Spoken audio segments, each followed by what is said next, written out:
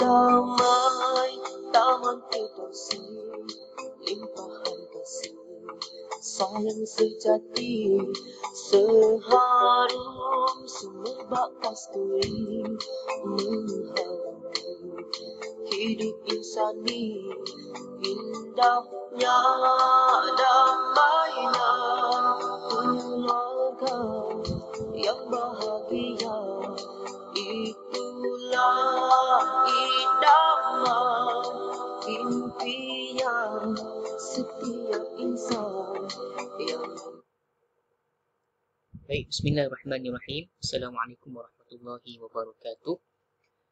Alhamdulillah, kita bertemu lagi untuk kelas yang seterusnya pada hari ini, iaitu kelas adab dan akhlak Islamiah.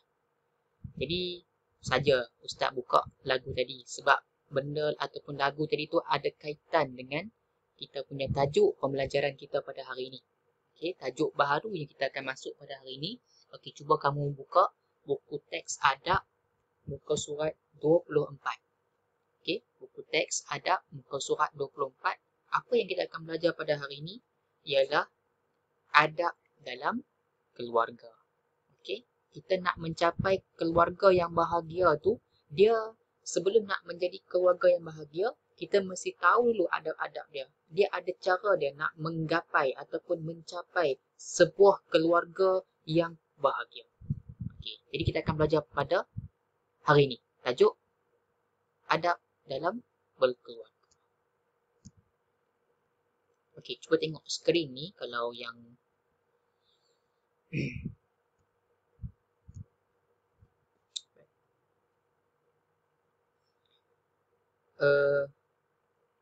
okey, keluarga. Apakah yang dimaksudkan dengan keluarga?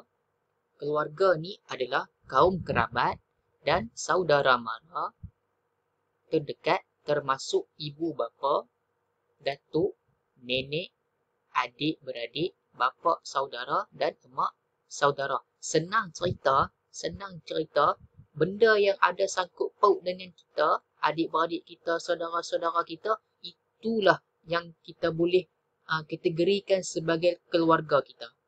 Adik kita, pak lang kita, pak ngah kita, atuk kita, nenek kita, moyang kita, itu semuanya berada dalam ruang lingkup keluarga.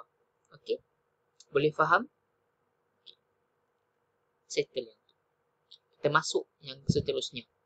Dalam satu hadis Nabi SAW yang bermaksud Nabi kata, dimudahkan baginya pada rezekinya dan panjangkan baginya pada bekasnya, maka hendaklah ia memperhubungkan silaturahim dengan membuat kebajikan kepada kaum keluarganya. Hadis riwayat Al-Bukhari.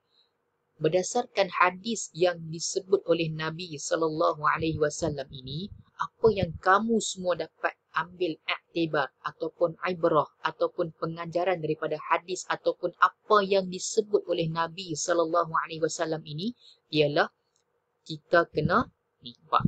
Nabi kata memperhubungkan hubungan silaturahim dengan adik-beradik. Macam mana nak memperhubungkan hubungan silaturahim tu? Kita membuat kebajikan kepada kaum keluarga. Maksudnya kita kena sentiasa berbuat baik sesama keluarga. Takkanlah kita sebagai seorang anak, kita nak buat benda yang tak baik dalam keluarga kita. Kan? Jadi sebagai seorang anak, yang pertama sekali kita mesti menjaga adab sebagai seorang anak. Adab dengan ibu bapa, adab dengan orang yang lebih tua dan juga adab dalam berkeluarga. Okey? Jelas?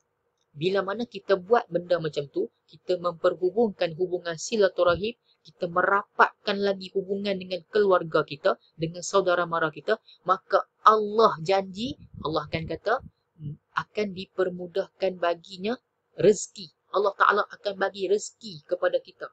Nak apa Allah Ta'ala akan bagi jika kita buat benda yang sedemikian. Boleh faham yang tu? Okey, jelas. Baik, kamu cuba buka muka surat 25 sebelah itu.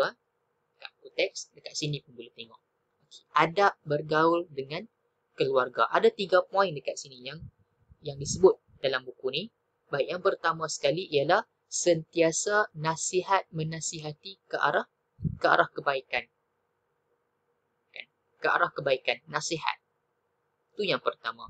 Yang kedua ialah menziarahi jika ada kelapangan atau ketika mereka sakit. Okey, ziarahlah. Contoh kalau macam atuk sakit, ziarah atuk. Nenek sakit, ziarah nenek. Kalau kata Pak Long sakit, Pak Ngah sakit, pergi ziarah. Itu antara adab kita dengan keluarga kita. Okey. Yang ketiganya ialah menjaga tingkah laku dan percakapan supaya tidak menyakiti perasaan orang lain. Okey. Jadi, tingkah laku dan percakapan. Dua benda ini kita kena jaga. Tambah-tambah percakapan kita. Mungkin kita sedap je bercakap. Cakap tu. Sedangkan dalam kita duk cakap tu, takut kita telah menyinggung perasaan dia yang mendengar. Sebab mulut ni dia tak ada tulang. Lidah ni dia tak bertulang. Jadi dia akan sebut je. Dia akan main cakap saja. Benda baik ke, benda tak baik ke, dia akan main sebut je. Sebab itulah adab. Kita kena jaga percakapan. Okey? Boleh faham? Itu adab dengan keluarga. Kita terus masuk kepada adab yang seterusnya. Adab dengan orang tua. Kamu sebagai anak. Apa adab kamu dengan orang yang lebih tua pada kamu? Tak kiralah pakcik kamu ke, ataupun ibu kamu ke, ayah kamu ke. Asalkan dia orang yang lebih tua pada kamu, apa adab yang kamu kena jaga? Apa adab yang kamu kena amalkan? Okey, tengok poin yang pertama dekat sini. Dia kata, bercakap dengan sopan. Itu yang pertama sekali. Cakap ada kesopanan, ada dia punya lemah lembut dia. Okey? Itu satu. Yang kedua, tidak menyampuk perbualan mereka. Orang tua tengah bersembang, kan? Sembang sesama mereka. Contohlah kita ambil ibu dengan ayah sedang menyembang, sedang bersembang. Tiba-tiba kita pergi sampuk cakapan mereka. Jadi sangat tidak beradab macam tu. Biar orang tua tu habis dulu cakap. Bukan orang tua, maksudnya orang yang lebih tua tu, dia habiskan percakapan dia dulu, barulah kita cakap dengan dia. Okey? Boleh faham? Yang ketiga, memanggil mereka dengan panggilan yang sesuai. Okey, kalau macam contoh, dia tu pakcik, kita panggillah pakcik ataupun panggillah abang. Setengah-setengah orang ni dia bukan kamulah, orang lain. Kan dia panggil pakcik, dia panggil woi saja. Oh, dahsyat sungguh budak-budak sekarang ni, no. Kan dia panggil woi. Kadang-kadang tu dia buat bunyi mulut macam mana tu ustaz tak buat. Dia buat macam mana tu dia ada buat bunyi macam burung, macam mulut cencurut tu, bunyi tu. Dia panggil orang. Ada. Okey, ada. Dengan orang lebih tua kena jaga benda tu. Sensitivity benda tu sangat penting untuk kita kena jaga. Nampak kecil tetapi dia punya efek dia punya kesan dia sangat besar. Okey? Yang seterusnya, memberi salam dan bersalaman apabila berjumpa. Okay. Yang seterusnya, menerima nasihat mereka dengan hati yang terbuka. Dan yang seterusnya, meminta laluan dengan sopan apabila lalu di hadapan mereka. Minta laluan. Kata, "Encik, saya nak lalu boleh?" Okey, sila lalu lah. Tak ada masalah. Dia bagi ya. Okey. Jangan main lalu je sampai tak perasan orang, sampai tak tunduk, sampai buat tak tahu. Itu kita panggil sebagai orang yang tidak ada adab. Boleh faham? Okey. Perkara yang tidak beradab dengan orang tua. Perkara yang orang kata kalau buat benda ni, dia ni boleh dikatakan tak ada adab dengan orang tua. Apa dia yang pertama? Bermasam muka. Kan?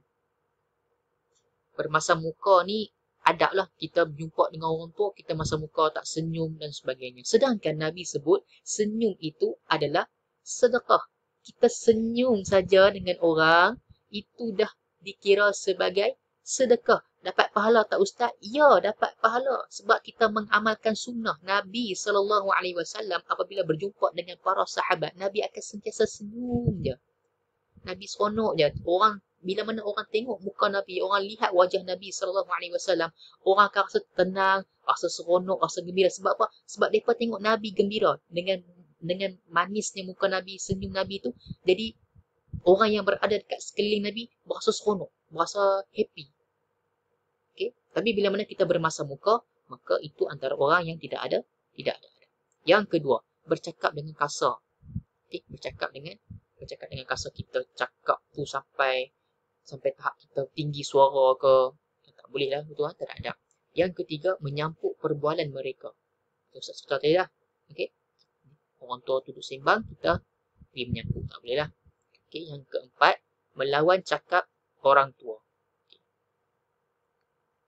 Orang, ayah suruh pergi kedai, Ustaz. Kan? Beli barang. Kita bagi alasan, sekejap je ni, tengah main game ni, ayah tak tahu ke tengah main game ni susah, kalau berhenti tak boleh. Kita melawan cakap dia. So, kita boleh dikatakan sebagai orang yang tidak ada adab dengan orang tua. Yang seterusnya, memanggil dengan gelaran yang tidak sopan. Macam Ustaz sebut contoh tadi lah, gelaran yang tak baik tu. Kan? Okey. Menengking dan berkata kesat apabila mereka menegur. Ni banyaklah juga. Kadang-kadang Ustaz tu jumpa. Kan? Bila mana kita bagi nasihat, kita bagi teguran, dia marah balik kita. Kata, alah, awak pun sama lah. Macam tu. Dia marah balik kat orang yang bagi nasihat tu. Apa salahnya kita sebagai seorang orang yang lebih muda, orang yang masih lagi mentah, kita punya, orang kata umur kita yang tak sampai, tak sepadan dengan dia. Apa salahnya kita ambil nasihat dia? Tak perlu kita nak melawan dan sebagainya. Okey? Boleh faham? Okey. Habis untuk pelajaran adab. Jadi tugasan kamu untuk mata pelajaran adab ini ialah apa yang kamu kena buat. Kamu buka buku aktiviti adab kamu. Buka buku aktiviti. Muka surat berapa? Okey, kamu buka muka surat 15 dan muka surat 16. Ustaz ulang. Muka surat 15 dan muka surat 16. Kamu buat yang tu. Okey, latihan yang ada dalam tu. Okey, boleh? Okey, kalau dah siap nanti boleh snap gambar, hantar kat Ustaz untuk buat Ustaz buat semakan jawapan dan juga Ustaz ambil kehadiran. Okey? Boleh? Okey, kita jumpa pula untuk kelas yang seterusnya, kelas akidah. Okey? Sekian. Terima kasih. Assalamualaikum warahmatullahi wabarakatuh.